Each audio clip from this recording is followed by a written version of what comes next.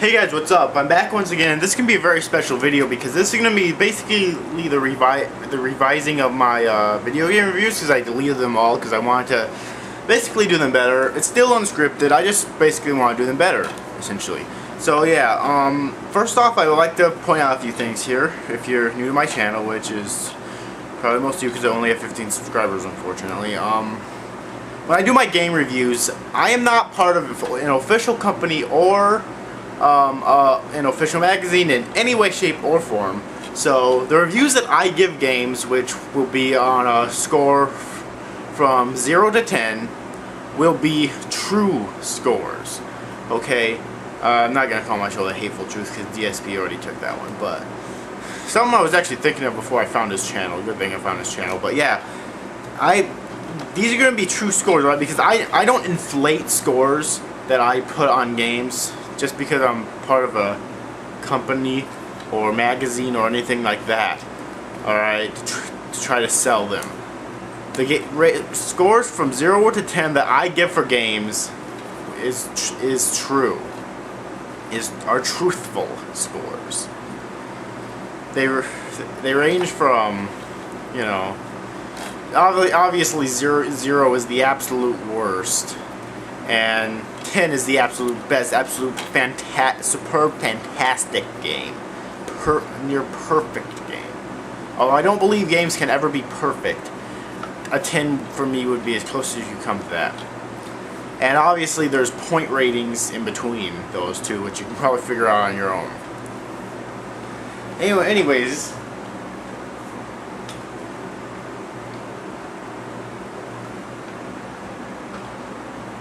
without wasting any more time, let's get into it. This first game review of mine is going to be of Sly Cooper and the Thievieus Raccoonus. So yeah, Sly Cooper and the Thievieus Raccoonus was released in the year 2002 by Sucker Punch Productions, who prior to that release, Rocket Robot on Wheels in the year for the N64 in the year, I believe, 1999, if I'm not mistaken. But after getting rid of their contract with Nintendo, they got a contract with Sony, which is still holding up today. You know, since they made a trilogy of this, plus the infamous games, plus they're working on a new secret project right now. Sly Cooper is a anthropomorphic raccoon master thief who hail from a long line of master raccoon thieves, and the whole source of their thieving greatness is a book called the Thievieus Raccoonus. It's this incredibly valuable heirloom which was stolen from Sly's family when he was 8 years old. Alright, he's come of age now, and he feels that it's his noble duty to take back the Thievieus Raccoonus from the Fiendish Five. That's essentially the plot of this game. It's very simple, very campy, I guess, but this is still an incredible game. Sly has two buddies, Bentley and Murray. Bentley is the brains of the operation. Alright, he does a lot of things which are very important for Sly to complete his missions, and the whole series, he's definitely my favorite character. And then there's Murray, who has a huge case of Sly envy. You know, he wants to be Sly in the worst possible way, and has absolutely none of the capabilities to do so.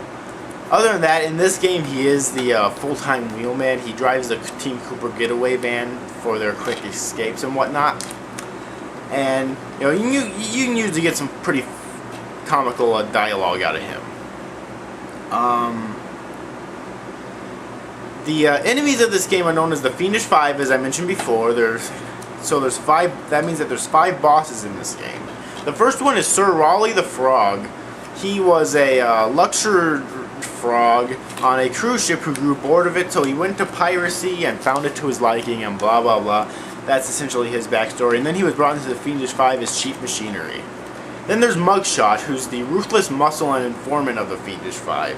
He was bullied as a kid, so he turned to watching old gangster movies like in the game they call it The Dogfather, which is obviously a knockoff of The Godfather. And so he got really buff and paid back the people who beat him up as a kid. Excuse me. And then he was taken into the Fiendish Five, basically. Then there's Ms. Ruby. That fucking bitch. She was avoided as a kid because of her mystical powers. Because she was born into a family of mystics. She learned to summon the undead to provide what few friends she had. A career in crime allowed an adult Missouri to punish the world for fearing her as a child. Chief mystic for the Fiendish Five, her powers allow them to break both the laws of man and nature at the same time. And yeah, then there's the Panda King, who's the demolitions expert of the Fiendish Five. Born penniless, he was fascinated by the fireworks that rich noblemen set off every New Year's. So he spent a decade learning the art. But when he tried to offer his fireworks to the noblemen, they couldn't see past his shabby clothes and chased him away. Humiliated, the Panda King took revenge on those who shunned him by using various tools of his heart for crime. So then he was taken into Fiendish 5 as their demolition expert. By the way, I forgot to mention the location. Sir Raleigh the Frog is located in the Welsh Triangle on an island, which doesn't exist. Mugshot's located in Mesa City, Utah, which doesn't exist. Utah does, Mesa City doesn't, I'm pretty sure. Ms. Ruby's located in the Haitian jungle, and the Panda King's located in the Kunlun Mountains, which I have no idea if they're real or not. Probably not, though. And then the final member of the Fiendish Five is the mysterious owl known as Clockwork. His story is really cool because he had been chasing the Cooper family for generations. Right, basically, ever since the very first one, or very first known one rather, Sliding Comet II, he's been chasing them to try to become the master, to kill them all off and become the master thief. Well, at some unknown point in his life, he got so humiliated by them that he actually traded in the majority of his organic body parts for unknown machinery, turning him immortal, so that he could chase the Cooper line down for generations. Because after all, he wouldn't live forever otherwise, but now he would. At some other unknown point in his life, in this era, obviously, he developed the Fiendish Five to help him hunt down Sly's dad, of whom everyone suspects his name is Connor Cooper, although they never gave him a name in the actual games. But yeah, and Clockwork is held up in the Krakatoa volcano in Russia. Now, that's basically the story of this game. You see, there's a lot to it, and yet again, there's not a lot to it. It's kind of weird how it works that way, but it's really good. You know, I mean, the story to me is second. Yes, well, like second or third rate to the gameplay. The gameplay is always the most important thing, and the gameplay in this game is where it really shines. The gameplay is so much fun. In this game, you only get to play as Sly Cooper, and Sly has his trusty family cane. You see right there, that he's holding in this picture. Yeah, he has that, which he attacks with. You die in one hit in this game, so naturally all the guards do too. But you can get extra. You have lives though,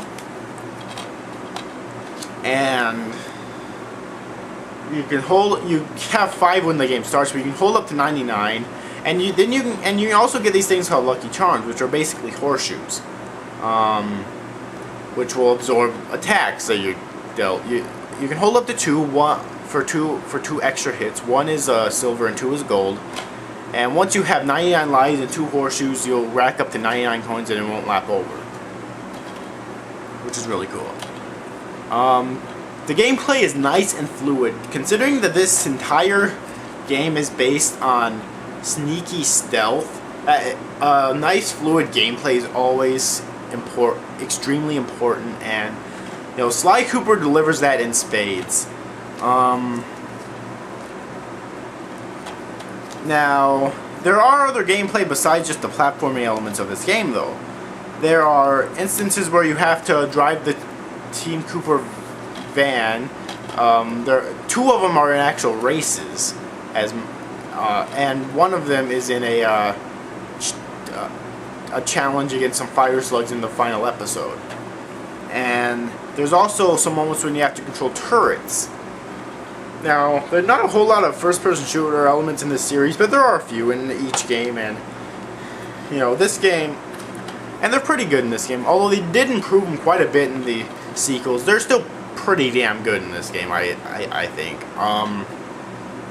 There's two elements when you have to protect Murray as he's running for a treasure key, and I'll talk about the treasure keys in a sec here, but there are two instances where you have to protect him like that, and I'm trying to think. Oh, there's also first-person shooting when you have to briefly play as Carmelita. It's not a platforming thing, though. It's a first-person covering Sly thing as he runs to get his missing hand.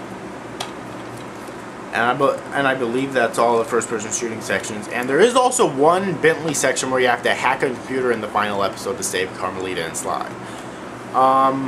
And I also forgot to mention about Carmelita. Inspector Carmelita Montoya Fox is the cop that chases Sly around the world.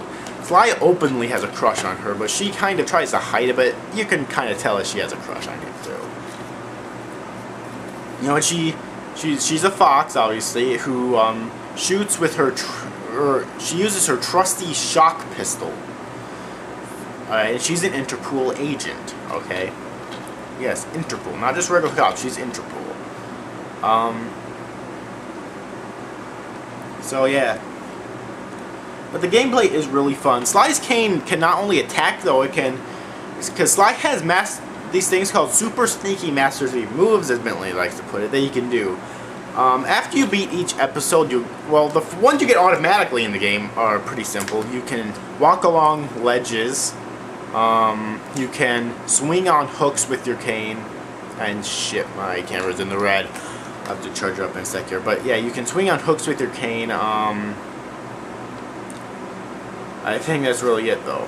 But after you beat episode 1, you'll actually get the Ninja Spire Jump, which was created by Sly's ancestor Ryoichi Cooper, which allows you to land on small points. And then when you beat episode 2, you'll get the walk and rail slide from Sly's ancestor Tennessee Kid Cooper. When you beat episode 3, you'll get the invisibility technique by Sly's ancestor Slide Common Cooper II.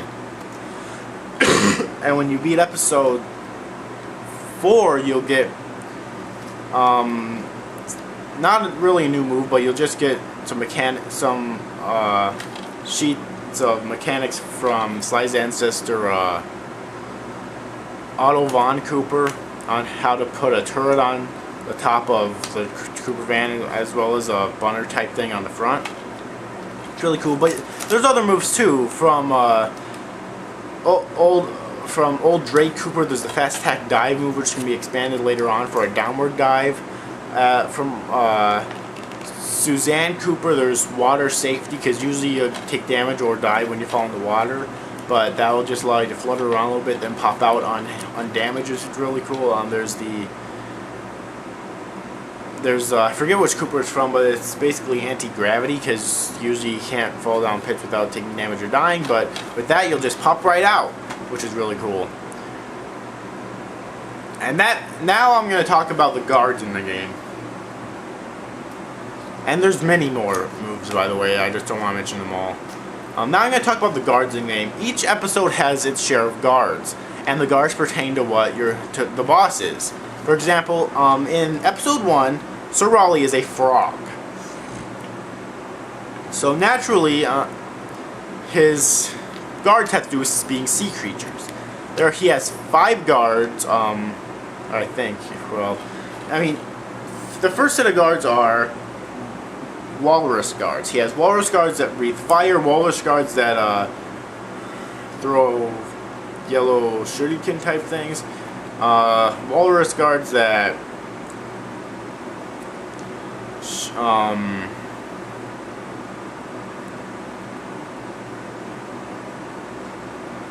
belly flop, walrus guards that bang their hammers, and yeah, so, and then he has squid guards which shoot ink and have flashlights. Then there's Mugshot, who's a bulldog, so all his guards are dogs. There's the flashlight guards, which are Dobermans and are carrying machine guns. Then there's small little bulldogs on chains, so they have a range for them. And then there's these weird dogs that have ball and chains. I don't know exactly what those dogs are, but then there's kind of like spotted dogs that throw cards. And there's another weird type of dog that I don't know what it is that smashes like a bat. It's really cool.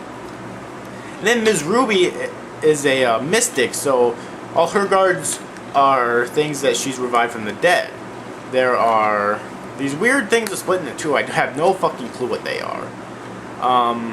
And then there's these weird mosquitoes and these weird ghosts that are like chipmunks, I think, or something like that. And then there's the flashlight guards are like, I don't even fucking know what they are. Yeah, there's so many weird things here.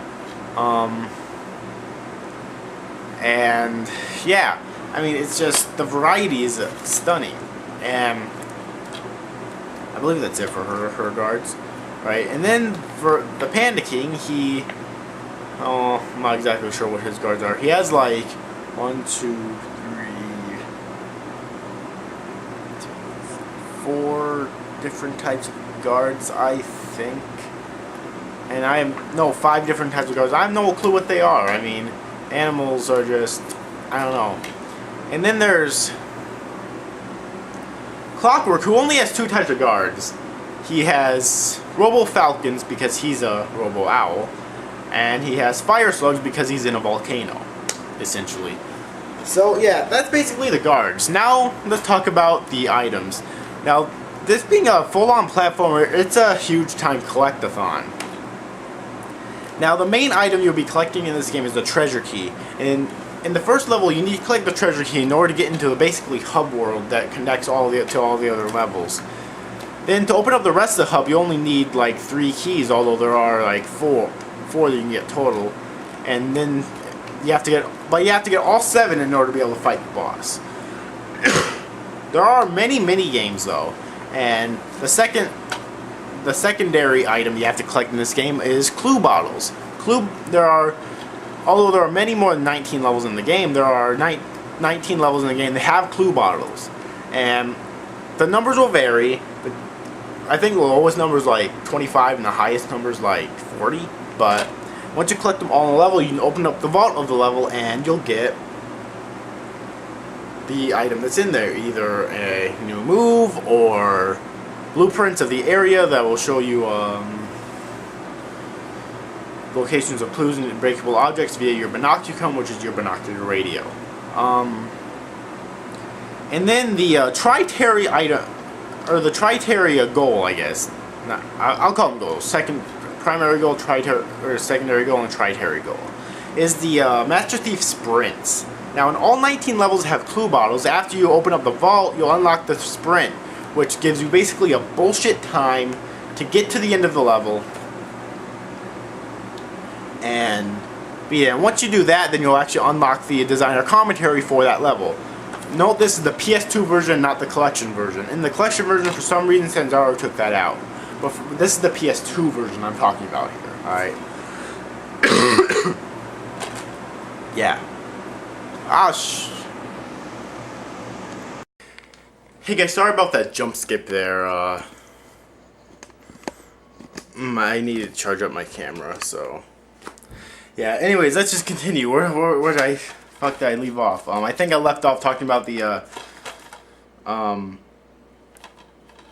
Thief Sprints and designer commentaries.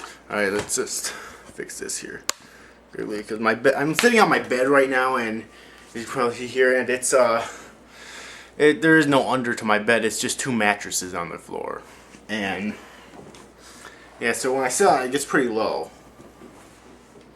So yeah. Anyways,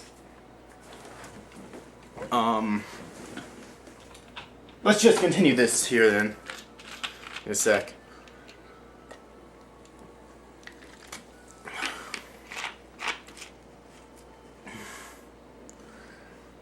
All right, so yeah, the designer commentaries, they are in this game because I'm talking about the PS2 version. After I do a review of all 3 of the original games, I will do a review of the collection as well. But the commentaries are taken out of the collection for some stupid ass reason. But they are in here, so that's what I'm talking about, and whatnot. And they're pretty interesting. You don't have to listen to them for 100%, but they are pretty interesting, I personally think.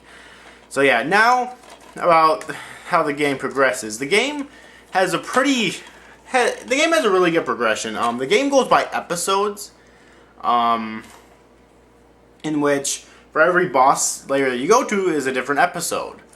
For Sir Raleigh's is called Tide of Terror. Milkshot's is called, what the fuck is it called? Sunset Snake Eyes. Ms. Ruby's is called Vicious Voodoo. Panda King's is called Fire in the Sky, and Clockwork is called The Cold Heart of Hate, basically. And I really love how it goes to that comic book feel, and it makes sense because in between each game, there's a comic book. So, I'm pretty sure I'm pretty sure there's no comic before this game, though, but, yeah, I might be wrong, but, yeah, if not, then they kind of took the comic book feel of this game to make the comic books that take place in between, let's say, Slide 1, Slide 2, and then in between Slide 2 and Slide 3. I really hope one comes out for, in between Slide 3 and Slide 4, but I'm not exactly sure if it will or not, but, yeah.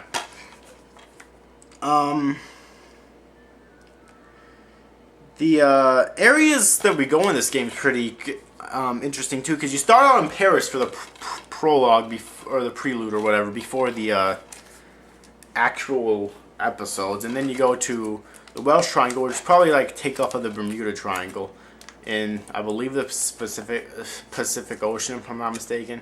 And then you go to Utah in the U.S., and then you go to Haiti in the jungles there, and then you go to China, and then you go to Russia. So yeah, there's quite a bit of variety of the locations, and I think I mentioned the prelude is in Paris, France. So yeah, that's pretty interesting too. And so now let's talk about the voice acting. Now, voice acting isn't a huge deal with me, but it's still nice to be able to listen to nice voices, and the voice acting is incredible.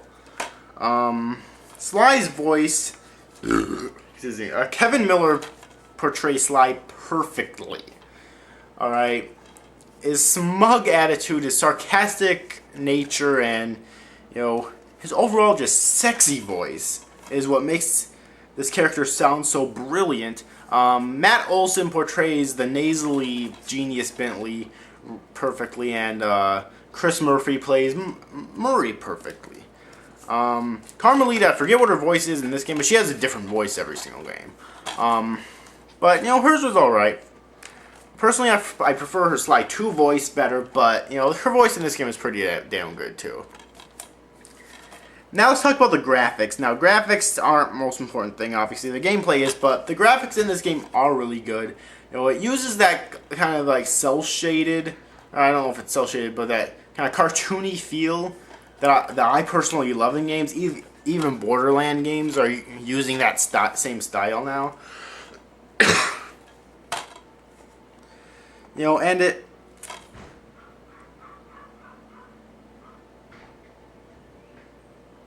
What?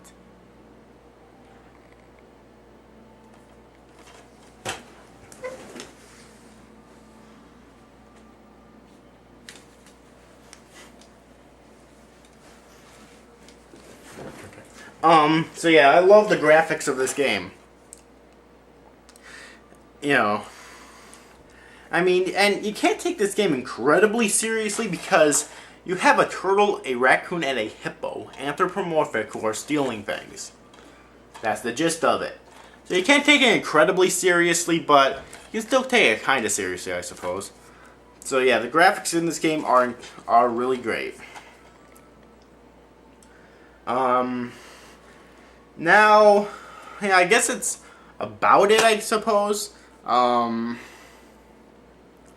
Yeah, and like I mentioned earlier, this game is based on sneaking. It's a stealth-based game.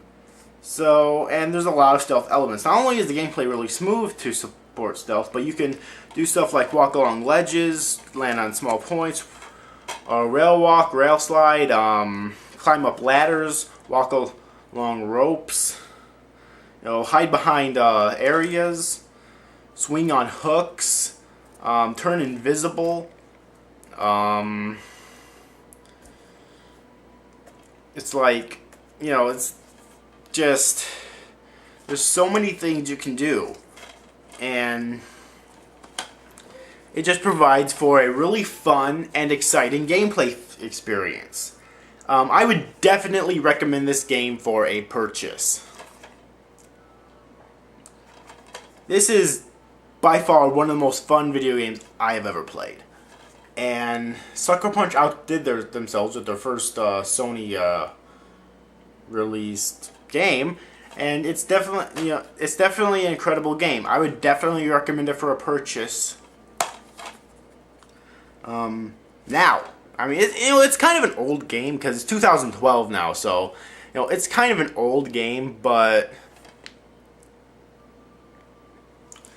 it still holds up today, I'd say. And obviously with Sly 4 coming out, that'd be we're September 10th of this year is going to be like the 10-year anniversary of it, but Sly Cooper series is still going on because Sanzaru is making the Sly 4.